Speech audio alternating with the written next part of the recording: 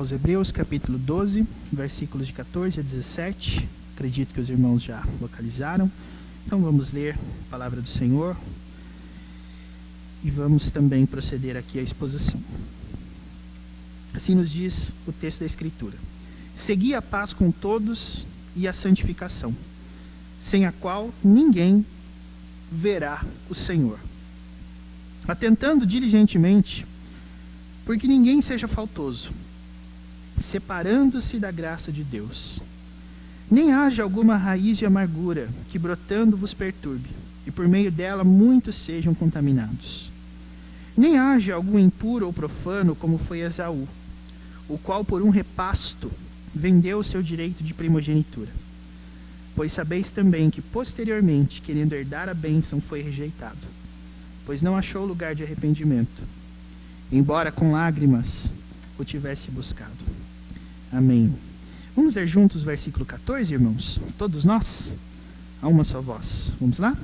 Segui a paz com todos e a santificação, sem a qual ninguém verá o Senhor. Amém. Deus abençoe mais uma vez a leitura e a exposição da sua palavra em nome de Jesus.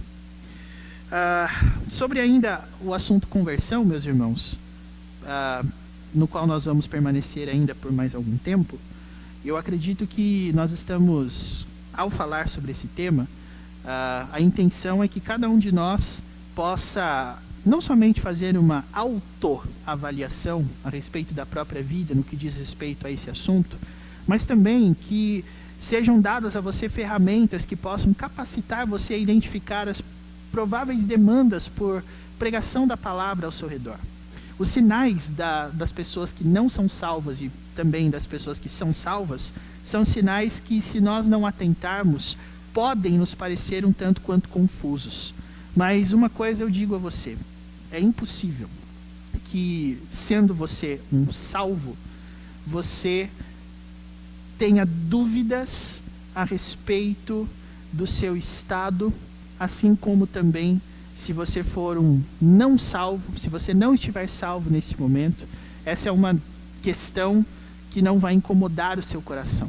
Nós entendemos que a salvação é um processo que Deus inicia no coração do homem com o objetivo de despertar nele certas marcas, certos desejos, e a conclusão é que se você não as tiver, no presente momento você não se encontra salvo também. E quando você não se encontra salvo, existem duas reações possíveis. Existe a possibilidade de você se manter nesse estado deliberadamente, ou existe a possibilidade de você ficar desesperado, querendo para si a sua salvação. Nós temos aqui diante de nós uma advertência que o autor, que nós não sabemos quem é, o autor dessa carta, faz aos seus leitores quanto à salvação. E eu quero dedicar, irmãos, a esses versículos aqui, o tempo da nossa exposição, dentro do tema da conversão, em relação ao seguinte princípio. Nós vemos no versículo 14 que ver o Senhor, que é algo relacionado, obviamente, com o sentido básico da nossa existência, nós sabemos que são 5, mas quando nós pensamos na visão, nós estamos pensando num sentido eminentemente objetivo. Ou seja, não tem como você não ter visto uma coisa que você viu. Não tem como você não ter visto uma coisa que estava ali bem na sua frente e que tinha todas as condições possíveis para que você pudesse ver. E ver o Senhor, nesse ponto aqui, está relacionado com dois princípios. O versículo 14 fala que nós devemos seguir a paz com todos e também a santificação, porque sem isso ninguém verá o Senhor. Existe aí duas possibilidades de tradução. Quando a gente diz sem a qual ninguém verá o Senhor, alguns vão dizer que é só com relação à santificação, que a paz com todos é um ponto, mas a santificação é mais essencial que a paz para que você possa então contemplar o Senhor com os seus olhos. Eu acredito, irmãos, que quando nós temos aqui essa locução adverbial, por assim dizer, nós estamos falando, o que eu quero dizer com a qual, não é? Muito embora esteja no singular aí, nós entendemos que pode ser algo estendido tanto para a paz com todos e a santificação. Eu entendo que essas duas marcas são marcas que são essenciais para que nós identifiquemos os salvos, para que nós identifiquemos as pessoas que vão ver o Senhor, justamente para que você não pense que a jornada da salvação é uma jornada individual, onde importa apenas o seu princípio, o seu esforço e a sua dedicação. Nós somos chamados em comunidade, irmãos, para que nós busquemos coisas em comunidade.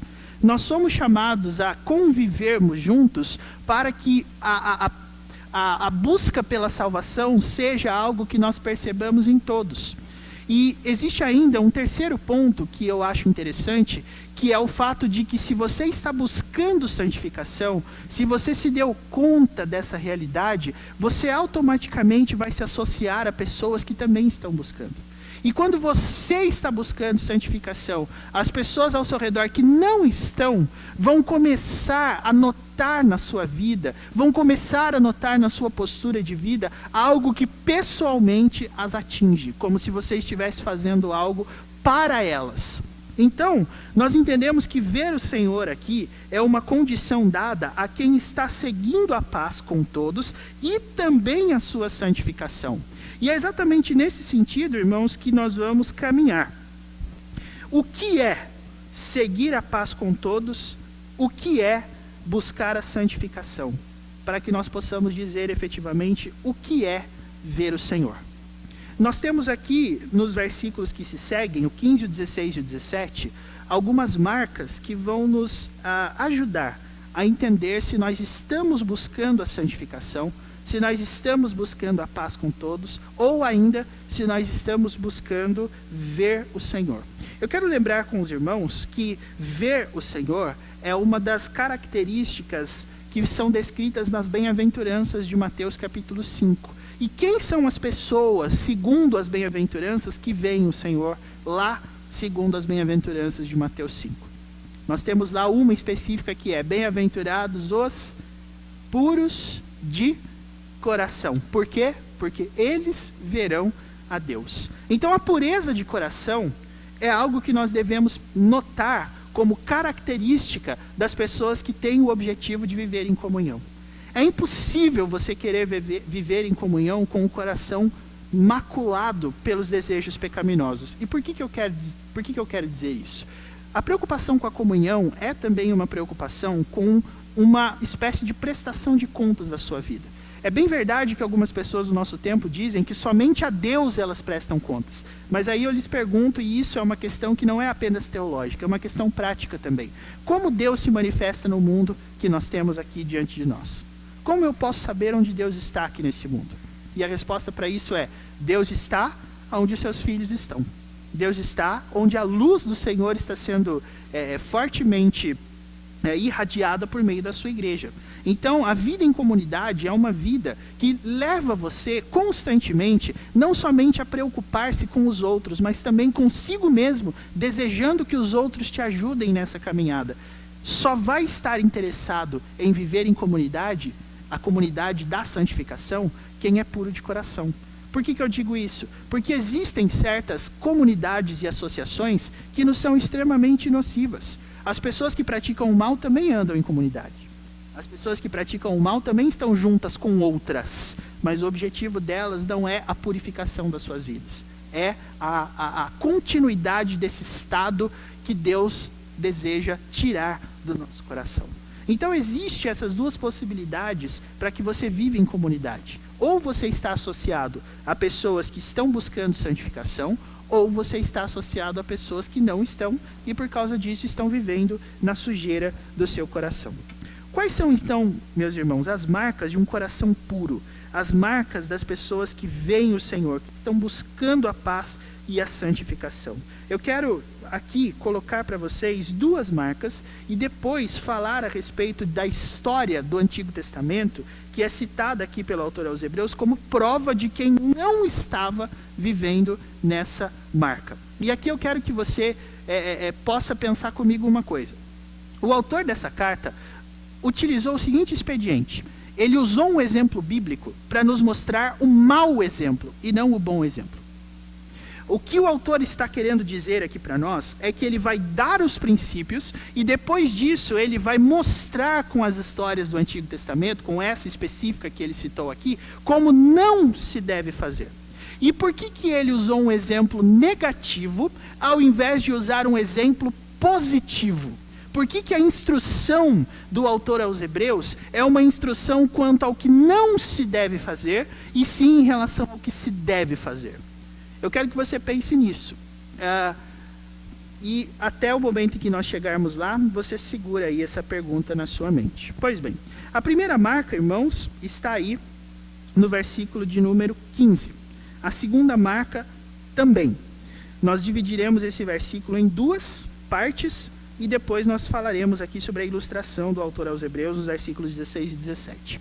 Pois bem, se você está buscando ver o Senhor na sua vida, a primeira característica da sua vida será, segundo o versículo 15, que você vai ser uma pessoa, segundo aí, o primeiro versículo, a primeira palavra que você encontra no versículo, você será uma pessoa atenta. Atenção. A atenção é indispensável para que você busque o Senhor.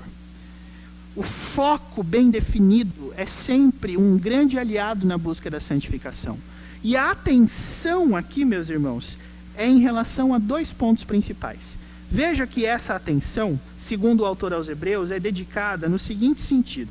Primeiro, atentando diligentemente para que ninguém seja faltoso. E segundo, nem haja alguma o quê? Raiz de amargura. Então, a atenção que o Filho de Deus está dedicando nessa busca para ver o Senhor, está relacionada então com pontos que são pessoais, mas também com pontos que são gerais. Ele deve observar isso dentro de si e fora de si. Ele deve observar isso dentro da própria alma e também ao redor das pessoas que estão com ele. E aqui, irmãos, esses dois pontos são destacados justamente por causa do seu alto grau de contaminação. Porque uma pessoa que está se separando da graça de Deus não fica sozinha. E uma pessoa em cujo coração está se criando uma raiz de amargura, tem aqui a prerrogativa de fazer o que, segundo o versículo 15? Contaminar outras pessoas. Percebam, irmãos, que o pecado tem efeitos nocivos, principalmente porque eles se espalham. A busca pela santificação deve subjugar o poder nocivo, o poder contagioso dessas coisas que o autor aos Hebreus está nos mandando desviar. Então aqui eu quero que você perceba comigo pelo menos duas coisas. A falta, que é o primeiro ponto de atenção que é descrito aqui no versículo 15, tem a ver com essa atitude de se separar da graça de Deus. Aqui você precisa entender bem o que o autor está querendo dizer. É possível alguém estar na graça de Deus e cair dessa graça? É possível uma pessoa salva perder a sua salvação por causa dos seus pecados? É claro que não. Não é isso que o texto está falando. A ideia de se separar da graça de Deus aqui, irmãos, tem a ver com abraçar uma vida que está agora totalmente despreocupada com a purificação da sua vida. A graça, segundo o entendimento do Novo Testamento, é esse favor que Deus concede ao pecador que deseja se arrepender. Nós temos visto uma pregação sobre graça simplesmente afirmar que o nosso Salvador, que o nosso Deus estão preparados para receber qualquer pessoa. E isso é verdade apenas em partes. Por quê? Porque todas as pessoas que procuram a Deus são pessoas que estão preocupadas com a correção das suas vidas. Todas as pessoas que procuram a Deus são pessoas que estão preocupadas com a correção daqueles probleminhas que estão sendo identificados dia após dia pela pregação da própria palavra. Com que objetivo as pessoas têm procurado Deus? Irmãos, ninguém está debaixo da graça de Deus para que para ela seja concedida uma licença ad eternum, revogável, ou melhor, irrevogável, para que ela continue pecando, conforme ela quiser. A graça de Deus não é um pai que está lá, disponível para receber os seus filhos, não importa o que tiver acontecido. E eu acredito que nós podemos ilustrar isso com uma parábola que Jesus contou, que tem a ver com uma das coisas mais lindas que a gente vê no Novo Testamento, em termos de parábolas, que é a parábola do filho pródigo. Meu irmão, a cena do pai abraçando o filho que volta deve ser uma das coisas mais belas que nós podemos conceber. Mas eu quero que você pense comigo uma coisa. Por que aquele filho resolveu voltar para a casa do pai? E a resposta que Jesus dá em Lucas capítulo 15 é a seguinte: primeiro, aquele filho se viu completamente desprovido de qualquer possibilidade de satisfação pessoal. A Bíblia diz que ele recebeu toda a herança que lhe era destinada e gastou totalmente essa herança com tudo o que se podia imaginar, a ponto de ir parar lá junto com os porcos e desejar comer aquilo que os porcos comiam, porque ele não tinha mais o que comer. Naquele momento, irmãos, segundo o relato de Lucas, aquele menino caiu em si, e ele voltou para a casa do pai com um objetivo, dizendo assim: pai, eu pequei contra o céu, e eu pequei contra o Senhor. Eu não quero que o Senhor me aceite como filho, eu quero que o Senhor me aceite como um trabalhador. Eu já não sou digno mais de ser chamado seu filho. O que mais me assusta hoje em dia, meus irmãos, é a postura obstinada que alguns têm de pensar que Deus é simplesmente alguém que tem a obrigação de nos aceitar. A conduta aceita por Deus é uma conduta que entende que a aceitação de Deus é um ato gracioso, ou seja, que Ele dá a quem não merece. E nós não podemos nos comportar como pessoas que merecem. Nós não podemos trilhar caminhos que nos levam para longe do Senhor, e aí quando dá uma vontadezinha que logo passa, nós vamos até a casa de Deus, e depois nos distanciamos de novo. Essa não é a conduta, irmãos, de uma pessoa que quer ver o Senhor. Uma pessoa que quer ver ao Senhor quer deixar tudo para trás. Uma pessoa que quer ver o Senhor é alguém que entende que a relação de graça implica numa confissão de que não existe merecimento em nenhum aspecto da minha vida. Eu não posso ser aceito por Deus como um filho, mas eu quero ser perdoado. A condição, irmãos, para que nós sejamos aceitos por Deus é que nós tenhamos a mesma disposição do filho pródigo. Eu pequei contra o céu e eu pequei contra o Senhor. E Deus está pronto sim para aceitar a sua vida. Deus está pronto sim para receber você com um abraço. Se da sua boca for proferida a mesma frase que o filho pródigo proferiu, ou seja, eu pequei contra o céu, eu pequei contra o Senhor, o nosso Pai jamais vai resistir ou jamais vai impedir qualquer pessoa que fala essas palavras de ser aceita por Ele. Mas o que nós temos, meus irmãos, é que aceitar as palavras e pronunciá-las. E eu quero que os irmãos percebam aqui que o autor aos Hebreus não está falando sobre esse tema apenas aqui. Voltem, irmãos, comigo 2 versículos para trás, e vocês vão perceber, no mesmo capítulo, mas nos versículos 12 e 13, a seguinte recomendação. Perceba aí: restabelecei as mãos descaídas e os joelhos trôpegos. Fazei caminhos retos para os pés, para que não se extravie o que é manco, antes seja o quê? Curado. Vejam, irmãos, quando nós temos pessoas se separando da graça de Deus, nós estamos vendo pessoas adotando que postura? A postura do tropicão, a postura de ser manco, intencionalmente, e não querer ser curado. Não é essa a postura que Deus espera de nós. Eu e você precisamos entender que Deus não quer que nós cheguemos aqui com defeitos e saiamos com os mesmos defeitos. E aqui eu quero te chamar a atenção justamente para que tipo de milagre Jesus fazia. Jesus ressuscitava mortos, Jesus abria os olhos dos cegos, Jesus fazia os mudos falarem, e Jesus também curava que tipo de gente? coxos. Inclusive, tem uma história de cura de coxo muito interessante lá em Atos 4. Um coxo lá na porta do templo.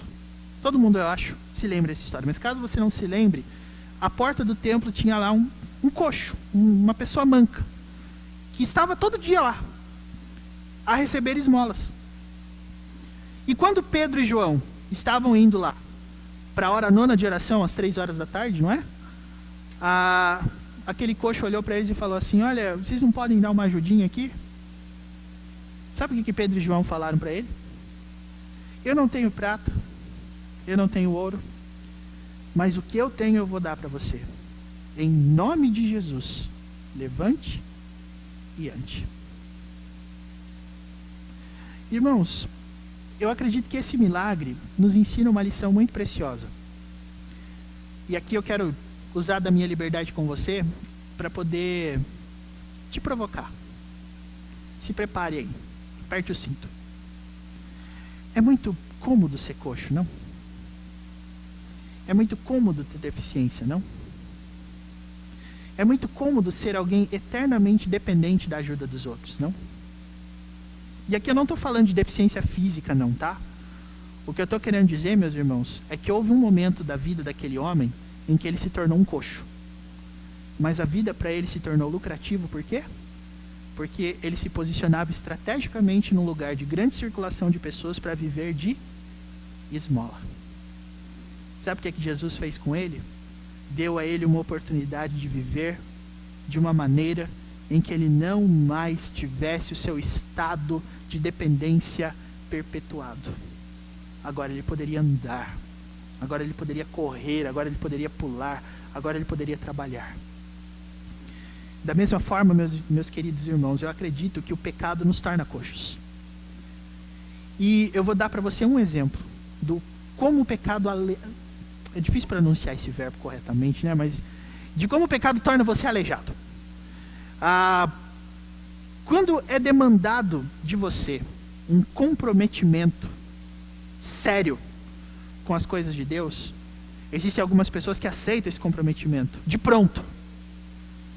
Mas existem outras pessoas também que vão dizer: eu acho que eu não estou, o quê? Preparado.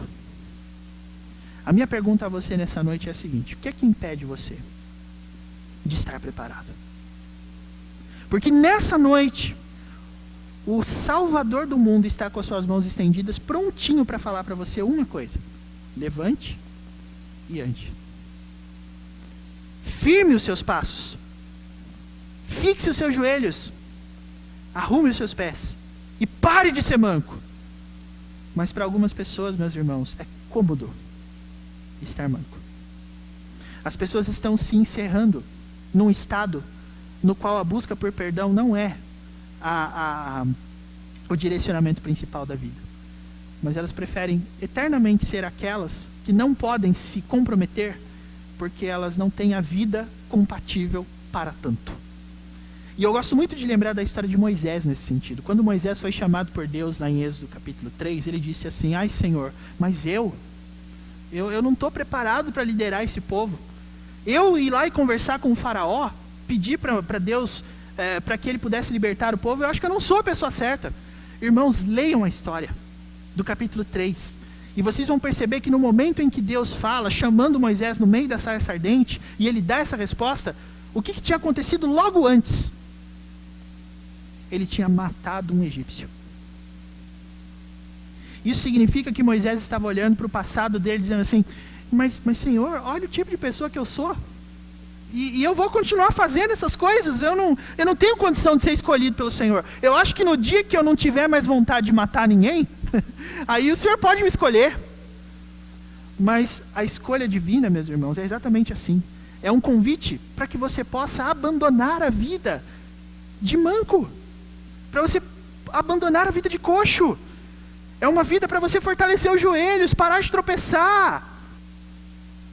E aí eu te pergunto, por que algumas pessoas insistem em continuar com os joelhos enfraquecidos? Por que isso? E a resposta para isso, irmãos, é exatamente o ponto principal. Não há desejo por ver o Senhor. Então entenda isso, quando o autor aos Hebreus fala sobre essa questão de se separar da graça de Deus. É por isso que as pessoas que se separam da graça de Deus, de acordo com o autor aos Hebreus, podem ser chamados de que jeito? Faltosos. Ou seja, estão faltando com aquilo que Deus está exigindo deles. E é por isso que eu te pergunto nessa noite. Talvez você tenha entrado aqui manquitolando, arrastando o seu joelho. Talvez você tenha algum problema que impeça você de sair correndo em direção à cruz por causa da pouca força dos seus joelhos. Mas hoje, nessa noite, existe um Salvador que estende a mão até a sua direção e diz assim: eu vou curar você. Você vai aceitar o convite dele? A segunda coisa, irmãos, que o texto diz que demanda atenção é justamente a raiz de amargura. Eu acho que não é necessário nós termos maiores explicações sobre isso, portanto eu serei mais rápido nesse ponto. A raiz de amargura é todo sentimento que impede você de se aproximar das pessoas salvas por Deus e que estão tentando fortalecer os seus joelhos por alguma razão. A raiz de amargura é uma coisa contagiosa porque ela tira totalmente a sua vontade de querer fazer as coisas. Quantas vezes, por enxergar ao longe uma pessoa que talvez você não goste muito entrando no restaurante onde você vai comer, você não tem alguns segundos em que você pensa assim: mas será que eu entro lá mesmo? Mas será que eu vou encarar essa pessoa? Quantas vezes a gente não encontra assim, ao longe? Até eu tenho problemas em enxergar ao longe por causa da miopia, mas com certeza se você tem um olho melhor que o meu, às vezes você enxerga aquela pessoa descendo a calçada e você subindo, e naquele intervalo de tempo que vai demorar entre os olhares se cruzando, você está pensando: o que eu vou fazer? Será que eu vou mesmo passar por ali ou não vou? Quantas vezes, irmãos, nós não nos pegamos fazendo isso? Sabe o que é isso, segundo a Bíblia? Raiz de amargura. E isso pode existir no nosso meio? O texto diz: não pode. Nós não podemos permitir que as raízes de amargura brotem, nos perturbem e contaminem as pessoas. Pode perceber, quando você está desanimado, você vai levar pelo menos mais 2 pessoas junto com você. Por isso, você tem que tomar cuidado para que isso não aconteça. Nós temos que estar atentos para isso, irmãos. Onde está a nossa raiz de amargura?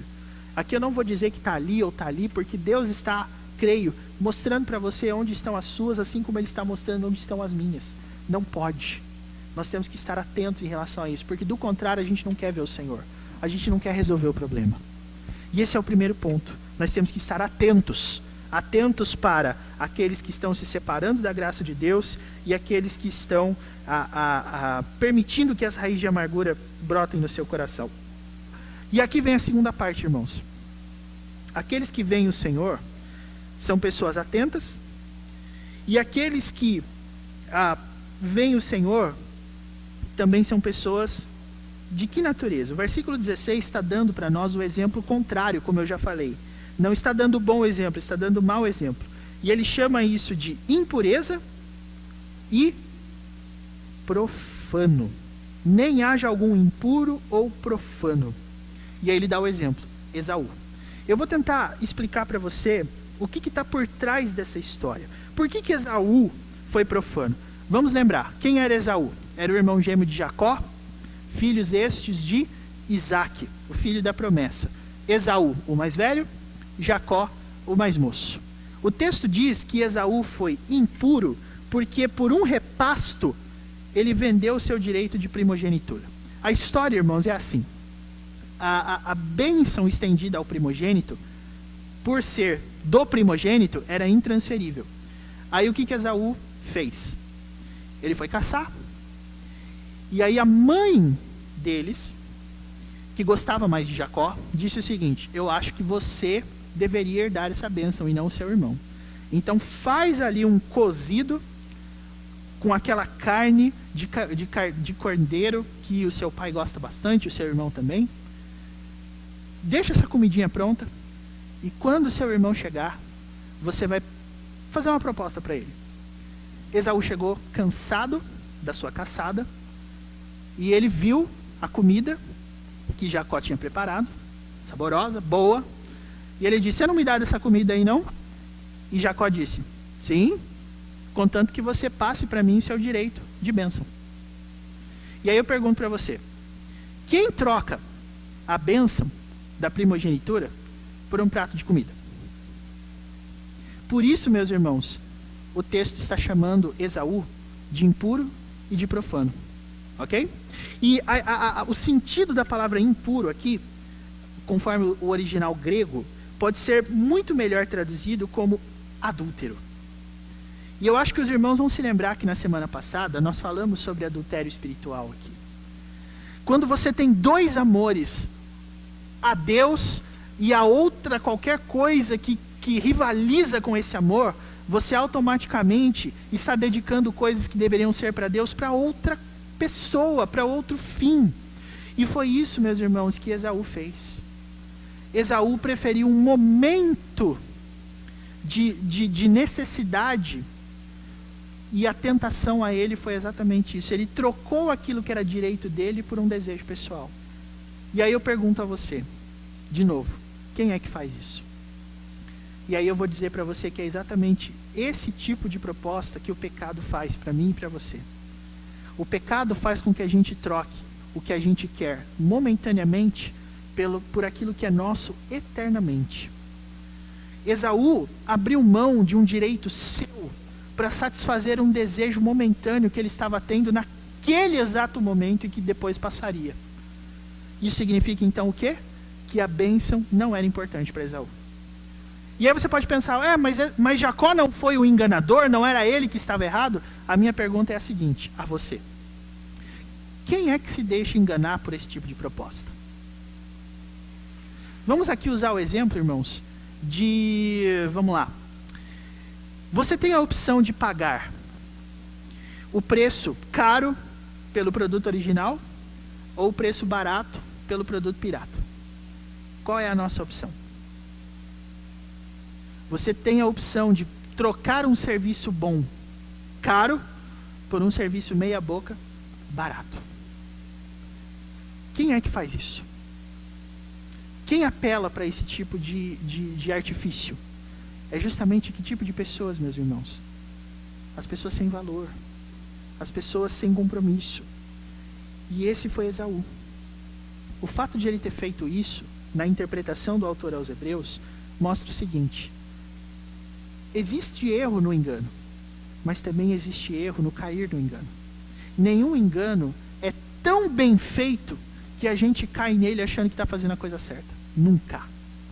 O engano, na verdade, nos passado como sendo uma alternativa mais rápida para satisfação. O engano é que nós vamos ser mais felizes fazendo agora do que esperando que a eternidade supra esses desejos em nós. E é exatamente isso que Esaú fez. Por isso ele foi chamado de impuro e profano. Mas sabe uma coisa, irmãos, que o texto está falando? O texto diz, no versículo 17, uma coisa que eu gostaria de encerrar com isso. Diz assim, sabeis que posteriormente, querendo herdar a bênção, o que aconteceu com ele? Foi rejeitado. Quando ele chegou para o pai dele falando assim, pai, eu queria aquela bênção lá, o pai dele disse para ele, olha, eu já dei. E aí você vê que em alguns momentos o pecado causa esse tipo de reação na gente. O que foi que eu fiz? O que foi que eu fiz? Eu agi errado, eu agi de maneira equivocada. Mas o que esse arrependimento, com lágrimas às vezes, pode causar em nós? Todo arrependimento com lágrimas é sincero, meus irmãos? Aqui nós temos um exemplo de um que não foi. E é exatamente isso que eu quero que você possa pensar de maneira bem clara. Cair nos enganos do pecado não é uma coisa desculpável. Não é. Cair nos enganos do pecado, irmãos, não tem absolutamente nada de certo e nada de inocente. A gente vai aonde não pode ir propositalmente. Então, se o seu arrependimento com lágrimas não estiver associado a uma mudança de comportamento, não vale nada. Não adianta você ser confrontado simplesmente com o fato de que aquilo está errado e pronto. O que você tem que pensar é: vou voltar a fazer isso ou não? Caso contrário, mesmo o arrependimento com lágrimas não vai levar você a lugar nenhum. Não levou Esaú. E é exatamente isso que a palavra de Deus está dizendo para nós. Ele já se vendeu. Não tem mais como ele recuperar uma coisa que ele já abriu mão. E é isso que eu queria deixar para você. Aqueles que querem ver o Senhor jamais trocarão o que eles desejam eternamente pelo que eles desejam agora. Se hoje você se encontra desanimado, se hoje você se encontra às vezes abatido, procurando aonde está, onde eu posso ir, o que eu devo fazer, eu quero lhe dizer uma coisa. As respostas estão todas aqui. Você sempre soube delas. Você sempre está ouvindo que a palavra de Deus está te desafiando a ter uma vida onde você para de tropeçar. Por que você ainda não abraçou isso? O que está faltando para isso acontecer? Que outras respostas você deseja? É isso que nós temos aqui diante de nós, irmãos. Qual é a desculpa que nós vamos dar para não fazer o que nós devemos fazer? Não há. Então, antes que seja tarde demais, a palavra de Deus te avisa nessa noite. Restabeleçam as mãos, façam caminhos retos para os pés, fortaleçam os joelhos e pare de tropeçar. Abrace a vida que o Senhor Deus tem para você. E a partir dessa vida construa sua identidade. E aí você vai prosseguir vendo o Senhor como Ele é. Que Deus te abençoe e abençoe a todos nós em nome de Jesus. Amém.